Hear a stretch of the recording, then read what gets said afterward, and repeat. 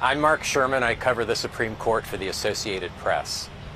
The Supreme Court on Wednesday heard arguments in a case involving congressional redistricting in South Carolina.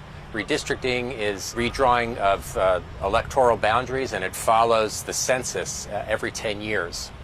Back in 2022, South Carolina drew a new congressional map in which, among other things, it changed a district that was narrowly carried by Republican Representative Nancy Mace in the 2020 election and made it a much safer district for Mace and other Republicans. The problem, in the view of the black voters who sued, was that the state improperly moved black voters in and out of Mace's district, which is in Charleston and other areas of coastal South Carolina. A lower court agreed with the challengers. It struck down the congressional district as a racial gerrymander, and it ordered new districts drawn. That was put on hold so that the state could appeal to the Supreme Court, and that's the case in which the justices heard arguments on Wednesday.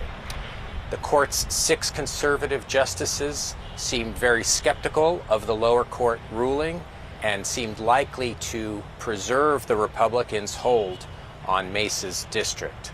Now, any district in this environment is very precious to both parties because the margin of control in the House of Representatives is so thin. Republicans have a narrow majority. Mace, of course, was one of 8 Republicans who voted recently to oust Kevin McCarthy as Speaker. When she was elected in what would be known as a toss-up district. She ousted a Democratic incumbent very narrowly.